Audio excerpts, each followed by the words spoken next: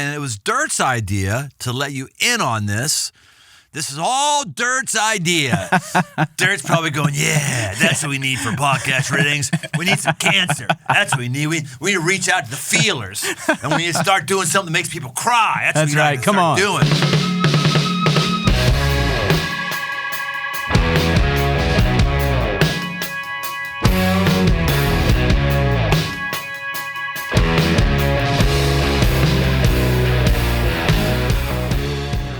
Welcome to The Aggressive Life. The fun adventures are the ones we sign up for. And I've signed up for a number of those, which are a lot of fun. They range from motorcycle trips, hunting trips, a cattle drive, overland. All these things are fun. Love those. Those are fun. But I'll tell you, the most important ones are not the ones you sign up for. They're the ones that are thrust onto your lap. We're only in some of those chosen adventures because they should be steeling us and preparing us for the legitimate adventures that are ahead. Adventures like getting out of debt, adventures of finding my purpose, adventures of building a family, or adventures, in my case, my latest one that I really don't want. Sometimes I don't want these adventures, is going through my wife's cancer journey. Hey, you remember that adventure when everything went according to plan? No, you don't remember that one. You remember the adventures that were horrible and all your plans were shot to shit. That's the ones that you remember. And Lib and I are in one of those right now. And this is not going to be a cancer broadcast. Aggressive Life is not changing its constitution, if you will. But at the same time, I know you're here in large part because you want to hang out with me for a little bit. And I just at least want to let you know what is happening with me in this episode. My wife has cancer. There are three forms of breast cancer. She has, according to her oncologist, she said, if you're going to have breast cancer, this is the one to have. So we'll take some solace in that. But not taking solace in a double mastectomy, that's not fun. Not taking solace in having chemo. They found chemo in her lymph nodes, which lymph nodes are the gateway to the rest of the body. So there's likely cancer cells in the rest of her body. So that means she has to do the most intensive chemo treatment there is. And we're in the midst of that right now. Now, I tell you this not because I'm trying to get a bunch of sympathy. I don't want any puppy dog guys. I've told people this, no puppy dog guys. No, please, I got enough puppy dog things going on. I don't need just people coming around and just emoting all over me. And I'm not asking for more people to emote. But if you want to emote and you want to support us in some way, great. Thank you. Thank you very much. I'm just saying that these kind of adventures are ones that you got to be cautious with. And you got to be really monitoring your energy. So I'm monitoring my energy in many ways. My work schedule, my day job as senior pastor at Crossroads Community Church, my work schedule was adjusted as I've handed off some more responsibility to people. I'm trying to really manage my energy in a lot of different ways so I have the right energy to manage just sort of my own emotions and my own ability to backstop Lib, who is just not quite as active and wanting to do things as she's traditionally always done in the midst of our marriage. So that's what's happening with me. And I just wanted to let you in on that. And it was Dirt's idea to let you in on this. This is all Dirt's idea. Dirt's probably going, yeah, that's what we need for podcast ratings. We need some cancer. That's what we need. We need to reach out to the feelers. And we need to start doing something that makes people cry. That's what we need to start doing. So this is Dirt's idea. Dirt, you got some questions for me, I guess? What do you got? I do. Well, I think it's interesting to me. I want to note the aggressive life is not just a motto for a podcast. It's actually how you live. That's where it came from. And I'm seeing you do some really aggressive things, even in the midst of this difficulty, like one of them being you're not puppy dog eyeing it, right? And you're talking about it like an adventure. I've never heard anyone talk about cancer like an adventure. I just wanted you to can you unpack that for us? Like, why would you call it that? Yeah. Well, it's not an adventure until something goes wrong. Me having a night of camping someplace is not adventure because I understand camping. I understand the hold. I understand all the nuts and bolts, and there's virtually nothing you can throw at me at a night of camping that would make it adventure because I know it and understand it really well. Even a torrential rainstorm, that'll get the juices flowing a little bit. But even that, I've been through enough of those. It's just not but, adventure is one more recent one last year when I went on a cattle drive. Hadn't done that before. Hadn't had saddle sores before. Hadn't participated in cutting off the balls of little calves before. All that those are when you don't know and you're not comfortable. That's when it's adventure. I don't know anything about cancer. I just recited things about lymph nodes. I don't know anything about. I've heard lymph nodes before. I didn't know anything about that until in this. So it is striking that same chord as adventure. Because I don't know what I'm doing. It's difficult. Everything is fresh. Everything is version. And I don't have any answers. I'll go back to camping because I've done it so much. You could ask me anything about camping, anything, and I don't have an answer. It might not be the answer for you. You could ask me what kind of sleeping bag you should get, and I would tell you, hands down, best one, Big Agnes. Done. But some people don't like it. But it's an answer, right? That's right. I don't have any answer when it comes to supporting my wife with cancer. I've never done it before. I don't, I've never had a very close friend go through the same situation, supporting his wife through it. So it's an adventure. So though I don't know anything about cancer, how to support my wife through cancer, I do know a bit about being uncomfortable and learning to live in the midst of uncertainty. So it's the same exact muscles, but it's also an emotional venture more than it is a physical venture. So there's some physical changes I've had to make in my life. It's more emotional and spiritual, and those are always the hardest adventures for me.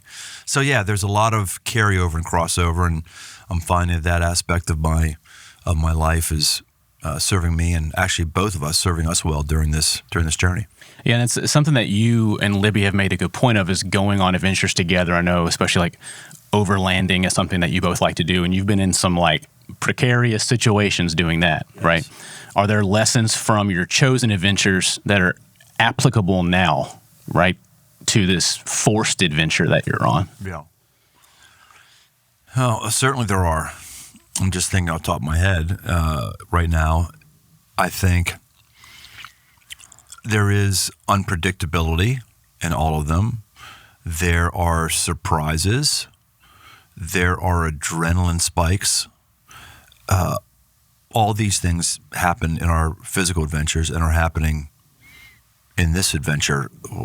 Lib's, maybe one of our early adventures years ago was overlanding Imogene Pass in Colorado outside of Ouray. It's a really technical pass, especially for us at that point. It was our first really technical pass, and so she was going to marshal, it's counterintuitive. You want somebody outside the vehicle giving instructions, like taking hand signals as far as where to put your tires very, very slowly. And if you get it down, you communicate really well. The best driver should be outside the vehicle, and the worst driver inside, because if you by best driver I mean understanding how to take terrain, because if you have good communication with the person inside the cab, if they're doing everything you do, then it's basically driving by wire. Well, we didn't know that at this point. We would take a marshalling course a couple years later, or a year later maybe. So therefore, she was out, and I said, look, all I need you to do in this section right now is I need to make sure that my right tires don't go off the ledge. I had a full-size Chevy Silverado pickup truck. It's just the four-wheel drive vehicle we had. So I said, we're going to make that one work. So I said, all I need you to do is be on the edge and show me with your hands how close I am to the edge. So if I'm this far, just go like this. If I get closer, just start coming like this. Just show me. So, okay, I got it. So I start driving. She goes like this. She goes, ah! She puts her head above she's so freaked out by the thing. Because when the adrenaline is surging, you lose your mind a little bit. Well, when I was in with the doctor's appointments, going to her with these doctor's appointments, you always want to have somebody else with you because you can't process the information because you keep having these adrenaline spikes. Right. And you can't, you're not mentally on your game. The doc says one thing and you in your mind start going down the rabbit hole of what that one thing means. And meanwhile, they've already said 4 important sentences and you've missed it, right? So we're in with our oncologist about the second time. Oncologist is the one who is going to mix up the concoction of the chemotherapy chemicals that are going in. And I was very, we were kind of disheartened through the process because it seemed like there was a while where we were getting good news. Like, okay, good news. Looks like you're just going to have to take out some lumps, a lumpectomy, and pelt it with radiation. We had a number of those, like good news. And then the layers started peeling away. Like, oh no, that's not the situation. Oh no, we misheard that. Oh no, that was, oh no. And so when I'm in this meeting and it says it's in the lymph nodes and this is the chemo. Coming in this, our game plan was to talk the doctor into having chemotherapy start immediately because they wanted us to wait a couple more weeks. So we're like, Liv's doing great. She's a champ. She's a warrior. She's a tough woman. She's recovered from this mastectomy really, really well, really, really quickly. So like, let's go, chop. Let's knock this thing out. But the reason why they have that gap is because once they start injecting chemo into you, chemo wants to kill everything in the body. So if you got anything that's bruised or hurting or a wound, it ain't going to heal. So they need to make sure that your breasts are totally healed, the incisions and stuff, because they ain't going to heal once the chemo starts going in there. So we didn't understand that coming in this meeting, right? So when she says lymph node, I go, I don't know a lot about breast cancer. I don't know a lot, but I am a pastor of a church. And I deal and pray with a lot of people who've gone through cancer. And I know lymph node's a big, big deal. So I'm trying to process with this doctor, like lymph node. Okay, so lymph node, I'm processing why now we're going to go into this intensive form of chemo, which at one point we thought we weren't going to. It feels like things are going really quickly and really downhill. And I said, okay, so it's basically we gotta do the more intensive stuff because if it's in the lymph nodes, that could mean it could go throughout the rest of the body, and that's horrible. That's just a horrible thing. You're talking about bones. You're talking about stomach. That's going to happen. Horrible. Great doc. She's really great. She hit the wrong guy with the wrong line on the wrong day. Right. She goes, I'm hearing a lot of fear in you. I thought you were a religious man. Oh. I know. Oh.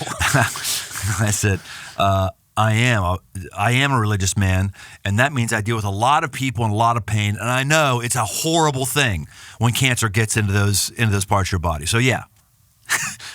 But again, I even responded more bitingly than I wanted to because I know that from other adventures, communication gets curt when things get difficult. There's a lot of carryovers from the one to the one that we're on right now. It's great. I know, too, you've said when you're doing something new, there's a lot of learning, right? I mean, because you haven't done it before, and you're going to make mistakes, and that's part of the process. What are you learning new right now? It could be physical, it could be spiritual, emotional. What are some things that you're picking up as you walk into this new season? Well, I hate to answer that question right now because we're still at the very beginning of it, and things will be probably very different with a whole different list, in a several months, whatever it is. But there's things I'm more noticing right now, more noticing how passive I've been around the house on certain things. Lib is not bedridden right now. It's not like she has no energy. We went to a Cincinnati Reds game yesterday. But still, I've just tried to up my game on some areas to serve her and just been more passive on letting dishes sit in the sink in the past than going, well, they're there, let me just knock them out right now, because why have her do that? Right. So I would say right now there's things I'm noticing. The only big learning I have right now that I would call a big learning is we do the right things in good times, so we have the right things in hard times. We are so covered right now by a loving community that's around us, not just our kids and grandkids, but our friends. We haven't made a meal now in a month, and people are stacked up for a while. We've had people just supporting us, praying for us, doing things like having a house cleaner come over and clean and all that stuff. And it's not because I run a big organization and people are just trying to play nice with me. It's because we have genuine friendships that we're invested in. And those folks are just a support network. It's amazing. And I go like, my gosh, how does somebody who doesn't have friends, which is the norm, or if you have friends, you basically have associates, you're not really doing life with others. How do people get by in this time? I don't know. All I know is, man, are we glad that we're able to lean in to these people and some of the relational choices we've made? It's a blessing. Yeah, it's powerful because you were hitting the reps, like you said, when life was good. Yeah. Because when the doctor calls, says this terrible thing is going on, that is not the time to try to go find friendships. Right. Right? Right. I mean, you're way behind the eight ball. You need them then. Oh, yeah, but you're for not sure. going to find them then. Right. Yeah. Yeah, I know. And that's really scary. It breaks your heart in a fresh way when we look at the loneliness epidemic in our country and how people are struggling. It's one thing to bemoan that people are staring at their screens or gaming inordinate amounts of the day and they're robbing potential relational activities. It's one thing to talk about that theoretically, but it's another thing to just grieve over, oh, man, that kind of lifestyle leaves somebody so exposed. Vulnerable. And exposed when the storm comes in, because it is coming in. None of us are immune from having a storm, even though there's some preachers who like to make you think that there is. No, there is not. Sorry. And if you think there are, you've been deluded and sold a false gospel. Jesus says, in this life you will have trouble. That's a promise of Jesus. That's not a promise that anybody prints out and puts up on their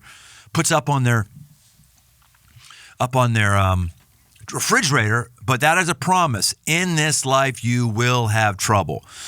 So we need to do things not necessarily so that I have something when it's hard times. I do these things because it's just what works and what God tells me to do. God tells me to have great friendships. Jesus modeled having great friendships. The book of Proverbs, which I'm going to complete tomorrow, my Bible reading plan, talks about it all the time. Wounds from a friend, or cord of three strands, and all these things. Cord of three strands, by the way, in the book of Proverbs is not, as much as you want to make it, this is not about the God, the triad, God the Father, God the Son, the Holy Spirit. Cord of three strands is not a wedding verse. It's fine to use at your wedding.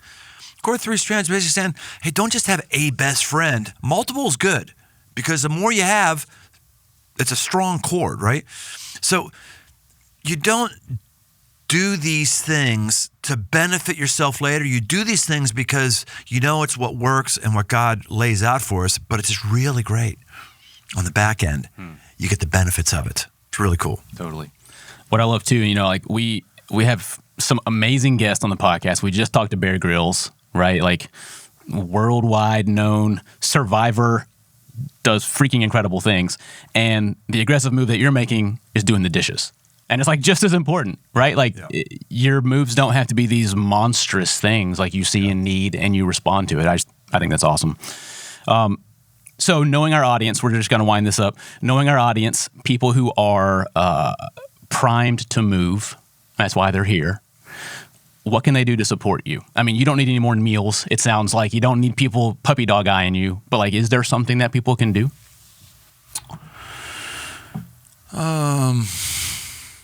I assume the answer was pray. It could just be that. That is an answer, and yes, and that works. And maybe the reason why we are doing as well as we are right now, because we're really, really doing well. Maybe the reason we are is because of the amount of prayer support that we have. We believe in prayer, and I've said many times, maybe the reason why life seems to be so good for me is I have more people praying for me than the average person. Prayer affects things in the unseen world, and things in the unseen world affect the seeing world. So yes, we would love to have more prayer support. Thank you for your prayer support. And I just struggle to go, I think, we have you at the podcast, do something, make the move. And I wish I had something else to tell people. I don't have anything right now. Yeah, that's fine. Yeah. I think last question, probably the least important, this is why I saved it for last. It is important. What's this mean for like the podcast or Man Camp or stuff that you have planned in the fall? Like, we still going to see you at Man Camp? Is that the plan? Still going to do the podcast? Yeah. The most important thing I have is to give Lib is availability. So I have stepped back from some of the duties I do in my day job here at Crossroads, and I've empowered some other people. They're still reporting to me. I still get updates. I meet with Kyle Ranson, the lead pastor at Crossroads, once a week to help him and all that sort of stuff. But I'm doing that to make myself more available to the core callings that I have. The core calling I have is Lib. I've gotten a lot of things wrong in my marriage over the last 37 years. I've gotten a lot of things wrong in the equation of how to balance work life, a lot wrong, especially since I've been, at Crossroads, a lot. And I know I got to get this one right. And the way I got to get this thing right is to just be available. So I'm not all day nursing her and doing, there's not that much to do right now. I just don't need to be available. So that's why people aren't seeing me around the office as much as they used to, because I still need to be around and available. But there are core things that are core to my calling that's not dropping. The preaching schedule I have, I'm always off this time of year, but then I generally always get restarted mid-August. That's about to happen. Then my preaching schedule, this next 12 months will be the same as it was the last 12 months, or actually probably last 24 months. Podcasts, I still think that's something that I'm supposed to do. And so, no, we will be making time and room for podcasts and doing podcasts. It's not going to be just, hey, let's find regurgitated content that we gave 10 years ago. We might actually do. We should think about it. Yeah. We've done some really great podcasts. So never say never. Maybe we will do, hey, we're going to revisit some of our favorite podcasts. We're not planning on doing that, but if we do, you'll go, oh, BT had a week where he was slammed and just could get something up and going. But no, the average person is not going to notice anything in terms of my engagement or my FaceTime. Rock and roll. Yeah.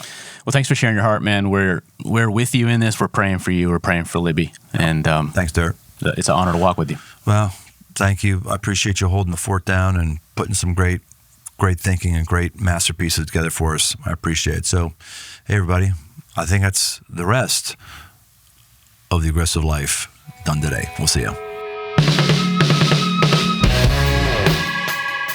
Thanks for joining us on this journey toward aggressive living. Find more resources, articles, past episodes, and more at briantome.com. My new book, a 60-day devotional called The 5 Marks for Man, 60 Days to a Powerful Life, along with all the other books in the 5 Marks library, are open right now on Amazon. Be sure to leave us a rating and review wherever you listen to your podcast. Then send an email to that's dirt at briantome.com to get a free Aggressive Life sticker. Find more on Instagram at Brian Tome. The Aggressive Life is a production of Crossroads Church, Cincinnati, Ohio.